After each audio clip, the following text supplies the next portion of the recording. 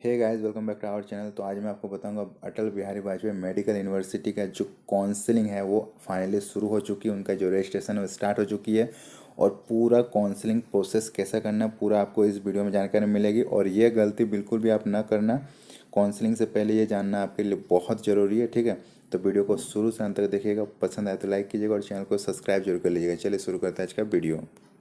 तो ये official website में आपको कुछ इंस्ट्रक्शन दिए गए हैं। काउंसलिंग से पहले आपको ये जानना बहुत ज़रूरी है। ठीक है, और इसमें क्या क्या बताया गया मैं आपको पूरी इन्फॉर्मेशन दे रहा हूँ। इसमें बताया गया काउंसलिंग की जो प्रक्रिया है वो प्रथम एवं द्वितीय चक्र में संपन्न होगी। मतलब आपके 2 चरण में काउंसलिंग की प्रक्रिया कंप्लीट होगी। दूसरी बात यहाँ पे बताया गया वरीयता क्रम के विकल्प मतलब चॉइस फिलिंग के पश्चात चॉइस लॉक करना अनिवार्य होगा। ठीक है, मतलब जो भी आप चॉइस फिलिंग करोगे उसके बाद आपको उसको लॉक करना अनिवार्य होगा। अगर ये गलती करते हो ना तो फिर क्या होगा पता है, चॉइस पूर्ण लॉक न होने के कारण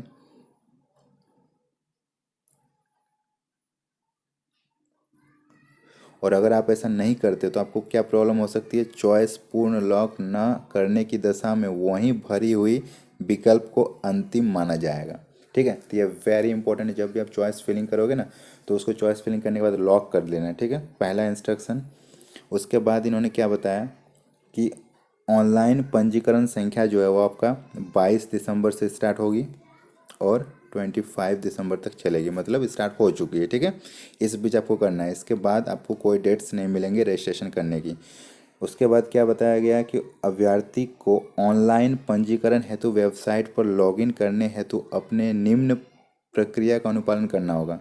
पहला, अभ्यर्थी द्वारा आवेदन पत्र में भरने के दौरान अभ्यर्थी के आवंटित रोल नंबर एवं जन्म तिथि का उपयोग करें और वेबसाइट पर लॉगिन किया जाएगा।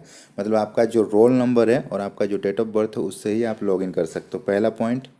दूसरा पॉइंट इसमें क्या बताया गया, अभ्यर्थी द्वारा काउंसलिंग में सम्मिलित होने से पहले कुल आपको 5,500 रुपये भुगतान करने होंगे। ठीक है, ये वेरी इंपॉर्टेंट, 5,500 रुपये आपको भुगतान करने होंगे। ठीक है, इसमें से जो 5,000 है ना, इसमें से जो 5,000 है ये आपका सिक्योरिटी मनी है। ठीक है, और जो 500 है ये आपका रजिस्ट्रेशन फ़ी है। ठीक है, यहाँ पे क्लियरली मेंशन कर दिया गया है पंजीकरण शुल्क 500 रुपये और सिक्योरिटी मनी 5,000 रुपये। तो ये जो 500 रुपये है ये आपको वापस नहीं मिलेंगे, लेकिन ये जो 5,000 है ना ये आपको वापस मिल जाएंगे कब, जब आपका एडमिशन हो जाएगा, सिलेक्शन हो जाएगा, तो कॉलेज में जितना भी आपका फ़ी होगा उसमें से 5,000 माइनस हो जाएंगे। ठीक है, तो घबराने की कोई बात नहीं है। नेक्स्ट पॉइंट है, अभ्यर्थी को वेबसाइट काउंसलिंग हेतु लॉगिन करने के पश्चात शुल्क तथा सिक्योरिटी मनी का ट्रांजैक्शन आईडी नंबर को वेबसाइट में निर्धारित स्थान पर प्रविष्ट करना पड़ेगा। ठीक है, मतलब आप जब पेमेंट करोगे तो पेमेंट करने के बाद आप उस पेज से हट मत जाना। ये गलती सभी लोग करते हैं और बाद में बहुत ही प्रॉब्लम हो जाती है। जब आप पेमेंट करोगे ना तो वहाँ पे आपको फाइनल जब सक्सेस हो जाएगा पेमेंट तो वहाँ पे एक आईडी दिया जाएगा। ठीक है, ट्रांजैक्शन आईडी, और उस ट्रांजैक्शन आईडी को आपको प्रिंट आउट करके या फिर उसको सेव करके रख लेना है या फिर ट्रांजैक्शन आईडी को लिख के रख लेना है जो आपको बाद में लगेगी। ये सबसे बड़ी गलती स्टूडेंट्स करते हैं, ये आपको नहीं करना है। ठीक है, लॉगिन करने से पहले ये जान लो। ठीक है, उसके बाद क्या बताया गया, उसके बाद बताया गया वेबसाइट पर ऑनलाइन वरीयता क्रम में विकल्प भरने मतलब चॉइस फिलिंग के पश्चात चॉइस लॉक करना अनिवार्य होगा। चॉइस लॉक करने के पश्चात चॉइस का प्रिंट प्राप्त करना भी अनिवार्य होगा। अगर फ्यूचर में आपको बताया जाएगा कि आप ये चॉइस नहीं किए हो तो उसको आपको दिखाने के लिए आपके पास प्रिंट आउट होना चाहिए कि मैंने 1 नंबर पे किसको चॉइस फिलिंग किया था, 2 नंबर पे किसको किया था। ठीक है, इसका प्रिंट आउट लेना बहुत ही इंपॉर्टेंट है, नहीं तो फिर आपको बाद में प्रॉब्लम हो सकती है। उसके बाद क्या बताया गया, काउंसलिंग हेतु ऑनलाइन पंजीकरण केवल नियत समय के अंतर्गत ही किया जाएगा।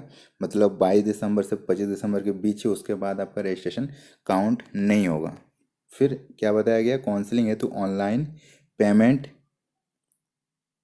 भी ऑनलाइन ही स्वीकार की जाएगी। ठीक है, मतलब जो आपका पेमेंट होगा 5,500 वो आपका ऑनलाइन पेमेंट ही स्वीकार होगी, ना तो डीडी वगैरह कुछ भी कंसिडर नहीं किया जाएगा। ठीक है, नेक्स्ट क्या बताया गया, काउंसलिंग में सम्मिलित होने के लिए रजिस्ट्रेशन शुल्क 500 तथा सिक्योरिटी मनी 5,000, कुल 5,500 जमा करना होगा। उपरोक्त जमा न करने की दशा में आपकी जो रजिस्ट्रेशन की कार्रवाई पूरी नहीं मानी जाएगी। मतलब अगर आप ये पेमेंट नहीं करते हो तो आपका रजिस्ट्रेशन रिजेक्ट कर दिया जाएगा। ठीक है, तो ये आपको बहुत ज़रूरी है। उसके बाद जो इंस्ट्रक्शन है वो वेरी इंपॉर्टेंट है। यदि काउंसलिंग के पश्चात आवंटित संस्थानों में अभ्यर्थी द्वारा प्रवेश नहीं लिया जाता है, ठीक है, ये आप बहुत ही ध्यान से सुनो।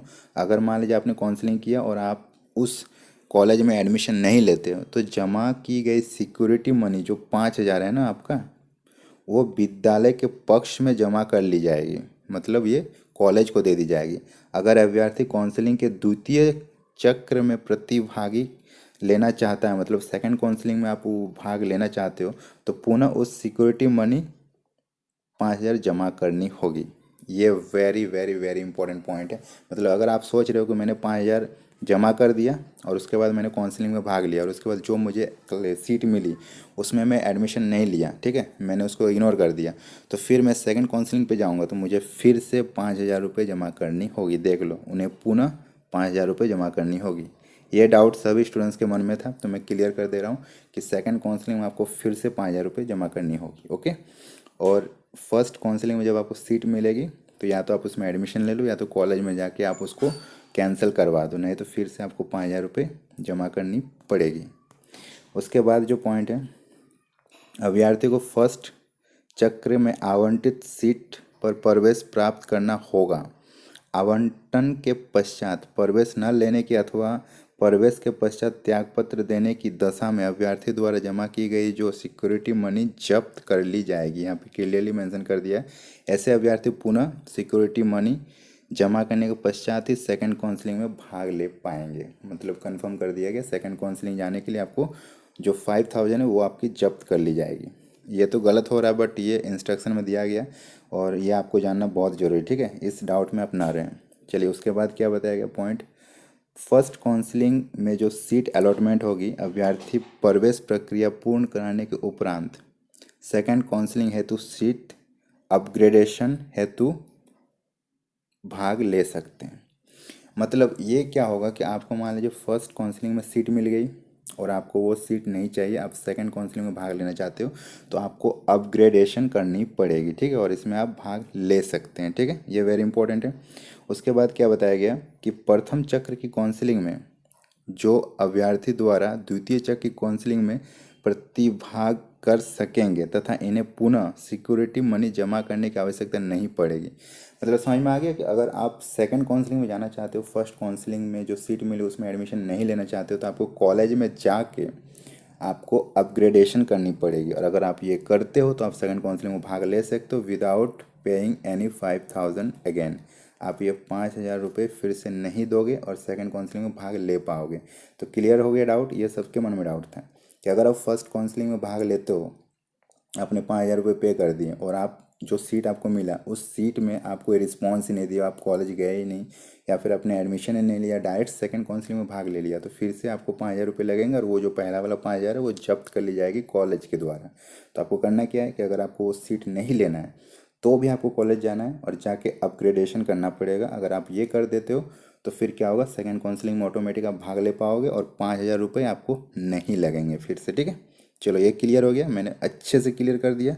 उसके बाद देखो क्या बताया गया, काउंसलिंग की प्रक्रिया समाप्त होने के पश्चात जो 5,000 रुपये ऑनलाइन के माध्यम से वापस की जाएगी अभ्यर्थी को, ठीक है। मान लीजिए काउंसलिंग की प्रक्रिया समाप्त हो गई और आपको कोई सीट नहीं मिली, तो अभ्यर्थी को ऑनलाइन माध्यम से 5,000 रुपये वापस कर दी जाएगी। इसमें कोई ज़बरदस्ती नहीं होगी, आपके पैसे में कोई जब्ती नहीं की जाएगी अगर आपको सीट नहीं मिलती है तो कोई टेंशन नहीं। अगर आपका मार्क्स कम है तो आप डरो मत, 5,000 देने से आप बिंदास पे कर सकते हो, बाद में आपको ऑनलाइन माध्यम से रिफंड मिल जाएगी, ठीक है। उसके बाद बताया गया अभ्यर्थी को जो सीट आवंटन न होने की दशा में जो सिक्योरिटी मनी है वो वापस हो जाएगी। क्लियरली यहाँ मेंशन कर दिया गया 9 नंबर पॉइंट में, ठीक है, इसके लिए कोई टेंशन नहीं है। उसके बाद जो 10 नंबर पॉइंट इसमें बताया गया, ऐसे अभ्यर्थी जिसे प्रथम काउंसलिंग में सीट आवंटित हो जाती है और वे द्वितीय काउंसलिंग में भी भाग लेते हैं तथा द्वितीय काउंसलिंग में भी उन्हें प्रथम काउंसलिंग की आवंटित सीट ही पुनः मिलती है। मतलब जो आपको फर्स्ट काउंसलिंग में मिली थी वही सीट एग्जैक्टली आपको सेकंड काउंसलिंग में भी मिलती है, तो उन्हें सेकंड काउंसलिंग के पश्चात पुनः प्रवेश प्रक्रिया पूर्ण करनी होगी। मतलब प्रवेश प्रक्रिया जो होगी आपको फिर से पूर्ण करनी होगी, अन्यथा उसका आवंटन रद्द माना जाएगा और उक्त सीट को रिक्त मानते हुए आगे फिल करने के लिए भेज दिया जाएगा। ठीक है, तो यह भी वेरी इंपॉर्टेंट है। अगर आपको सेम सीट मिलती है तो फिर आपको क्या करना पड़ेगा, पुनः प्रवेश प्रक्रिया पूर्ण करनी पड़ेगी। ठीक है, उसके बाद की जो पॉइंट है इसमें बताया जा रहा है security money, hostel fees, miscellaneous fees और सेकंड काउंसलिंग के उपरांत ही प्रवेशित कॉलेज में जमा हो पाएगी। मतलब जो भी आपका फीस होगी वो सेकंड काउंसलिंग कंप्लीट होने के बाद ही आप कॉलेज में टोटल दे पाओगे, और आपका जो 5000 है वो भी कंसिडर किया जाएगा। ठीक है, और वेबसाइट आपको पता ही है, इस वेबसाइट में जाके आप काउंसलिंग करा सकते हो। तो ये सारे डाउट्स थे बच्चों के मन में जो क्लियर करना बहुत ज़रूरी था। और इसके बाद कुछ और पॉइंट्स है, जैसे कि ऐसे विद्यार्थी जो फर्स्ट काउंसलिंग में रजिस्ट्रेशन नहीं करा सके हैं, वे अभ्यर्थी 500 रजिस्ट्रेशन फ़ी वो 5000 सिक्योरिटी मनी जमा करके अपना रजिस्ट्रेशन सेकंड काउंसलिंग के लिए करा सकते हैं। ठीक है, ये वेरी इंपॉर्टेंट है। ठीक है, जो फर्स्ट में रजिस्ट्रेशन नहीं कर पाए वो आप सेकंड काउंसलिंग में भी रजिस्ट्रेशन करा सकते हो, लेकिन वो पेमेंट आपको लगेगा ही लगेगा। ठीक है, इसके लिए कोई टेंशन नहीं कि आपका रजिस्ट्रेशन नहीं हुआ तो आप काउंसलिंग नहीं करा सकते, ऐसा कुछ नहीं है। ठीक है, आप फिर से कर सकते हो।